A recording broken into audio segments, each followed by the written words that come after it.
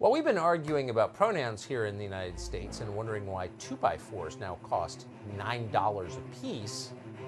There's real drama unfolding in Europe. Tensions between Ukraine and Russia are the highest they've been in a very long time. This is an Omega Watchman Media Group production. Due to the mature nature of this content, language, and depth, viewer discretion is advised. This is something that will directly impact me and you, Tucker, every single one of your viewers, and all of our loved ones. And this is a war that is not a game. It's a war in which there are no winners, because you've got, thousands of nuclear weapons that the United States has aimed towards Russia.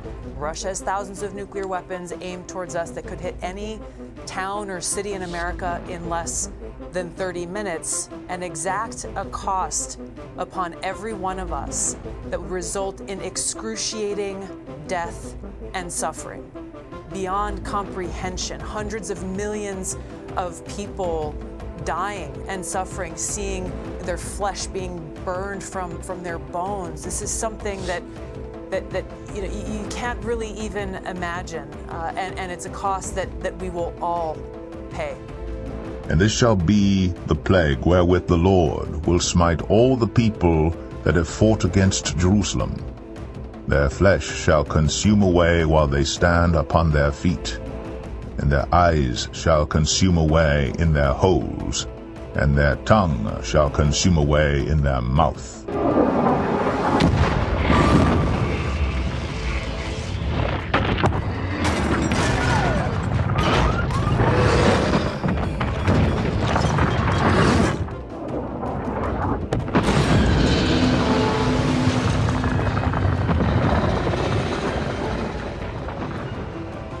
And ye shall hear of wars, and rumors of wars.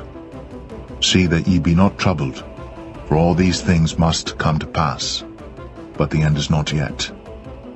For nation shall rise against nation, and kingdom against kingdom. And when ye shall hear of wars and rumors of wars, be ye not troubled, for such things must needs be. But when ye shall hear of wars and commotions, be not terrified, for these things must first come to pass, but the end is not by and by. This is an Omega Watchman Media Group production.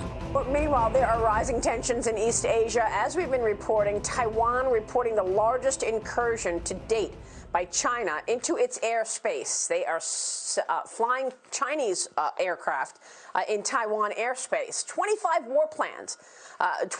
warplanes entered Taiwan's air defense identification zone Monday, just days after a warning from the United States. Joining me right now is Fox News senior strategic analyst, General Jack Keane. General, it's good to see you this morning on this very serious and really worrying story as we watch Taiwan and whether or not we are going to see a bigger incursion than these aircraft going in. And then I'll point out to this journal op-ed, this journal story this morning in the news section. China's message to America: we are an equal now.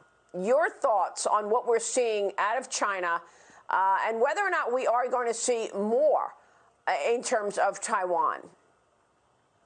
Well, yes, Maria, you're absolutely right. It's likely it's going to be more because that's been the pattern now for well over a year. 2020 was the largest incursions of Taiwan's airspace that's ever occurred. And we are now in 2021, obviously, and that is increasing over 2020. This is the largest amount of aircraft that have ever been flown in Taiwan's air defense space. 18 fighters, 4 bombers, a couple of anti-submarine aircraft, etc. So this is significant in the sense of President Xi clearly is sending a message. Now, who is this message being sent to? One, he knows for a fact that intimidating and coercing Taiwan will not force their capitulation to give up and join mainland China. He knows that President Xi won a re-election on the basis of not doing that. So he and all these incursions do is stiffen Taiwan's resolve. So what's this message really about? I think it's two things. One is to the Biden administration. I think they were quite pushed back by the Biden administration when they took a similar strong stand supporting Taiwan and also an anti-China stand that the Trump administration took. You saw that reflection in the verbiage that the Chinese ministers were using at the Alaska talks between the Chinese and the United States. The second message, I think, also is to the Chinese people, and that is, I think President Xi clearly wants to absorb Taiwan.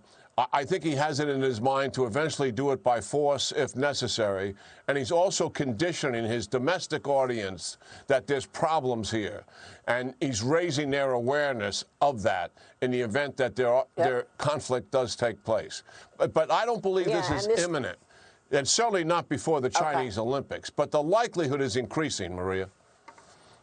All right, so you don't see it happening before the Chinese Olympics. It's a good point that you're making.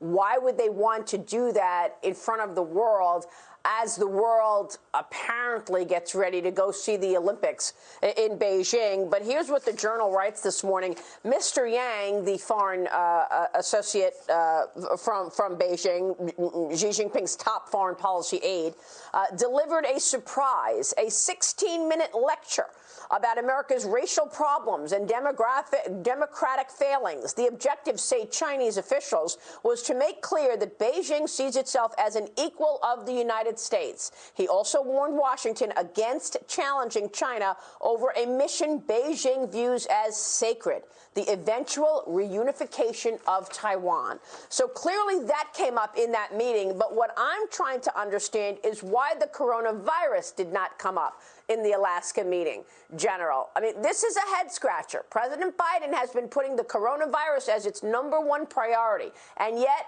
we know Beijing and the CCP hid the virus, cornered the PPE in the world, allowed the coronavirus to escape its borders, no matter where it came from, allowed it to escape its borders and go all around the world and kill millions of people. I spoke with the former National Director of National Intelligence on Sunday Morning Futures. Here's what John Ratcliffe told me about that. The big winner in the 2020 election was Joe Biden. It was also China. And the fact that Joe Biden is not or his diplomats are not addressing this issue directly with China, I think really reflects that everything that they've said about China, about being tough, is just that. It's rhetoric. And the policies are really an attempt now to whitewash over this issue because they don't want the political narrative of China being the bad guy. And let me be real clear about this, Maria. Regardless of the origins, whether it was naturally occurring or an accident lab, China lied to the world. Once they became aware of the transmissibility of this from human to human transmissibility, China misrepresented and lied. They suppressed scientists and doctors and journalists and World Health Organization officials because they didn't want to be blamed for this. And as a result, they are a direct and proximate cause of more than 500,000 Americans who died in the past year. And the American people deserve accountability and answers for that, and Joe Biden should be getting those. General, we're not getting them, and all we see are more tests from Beijing. Look what happened to the Epoch Times in Hong Kong. 4 masked men walked into the Epoch Times wielding sledgehammers. A number of U.S. lawmakers now, including Congressman Devin Nunes, Rick Scott, condemning this attack on the Epoch Times' printing press in Hong Kong. This is the 5th time this site has been vandalized, comes less than 18 months after intruders set fire to the same facility. They keep, barging into the printing warehouse and smashing machinery, General. Yeah, well, what's happening certainly in Hong Kong is President Xi has crushed their democracy. We've seen that happen as a result of the national security law that his People's Congress passed. But what's still there, and it's a good thing, is some vestiges of that democracy in the form of a free press. And the Epoch Times represents that. So what is the CCP doing? They've got their goons going out there and actually physically destroying the printing press. Well, we've been arguing about pronouns here in the United States and wondering why 2x4s now cost $9 a piece. There's real drama unfolding in Europe. Tensions between Ukraine and Russia are the highest they have been in a very long time. And we get some sense that there are political elements, mostly in the Democratic Party, not exclusively though, who would like to see a war in Europe. What is this, and how concerned should we be about it? Tulsi Gabbard has paid a lot of attention to this. She's a former member of Congress from the state of Hawaii. We're happy to have her on tonight. Congresswoman, thanks so much for coming on. So is this conflict moving toward war, and are there leaders in this country who would like to see that, do you think? It is moving in a very dangerous direction, and the question for the American people is, are we willing to go to war with Russia on behalf of Ukraine? And we need to understand that such a war would come at a cost beyond anything that we can really imagine. Because this is not a war that is just, okay, this is going to be something that's happening to someone else, somewhere else on the other side of the world. No, this is something that will directly impact me and you, Tucker, every single one of your viewers, and all of our loved ones. And this is a war that is not a game. It's a war in which there are no winners, because you've got, thousands of nuclear weapons that the United States has aimed towards Russia.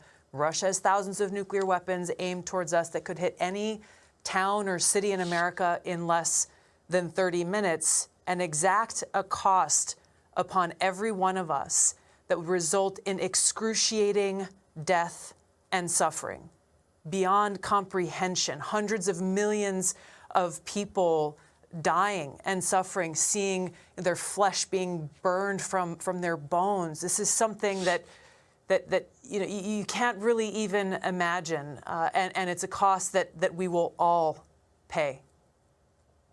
Why in the world would we ever contemplate going to war with Russia, honestly? It is one that we should not do for those very reasons. Yeah. If you look at the impacts of what a nuclear war brings, it really brings about the end of the world as we know it. And our leaders should understand this consequence and take it seriously. And this is why President Biden, instead of continuing to escalate tensions and continuing this new Cold War between the United States and Russia, he needs to de-escalate these tensions, kind of, take the heat out of it and actually focus on bringing an end to this new Cold War. Because if he doesn't, then it's not a question of if we go to war with Russia, if this war ends up with a nuclear holocaust. It really is then just a question of when. And if we continue down this path that we are on, it's something that could happen a lot sooner than any of us think.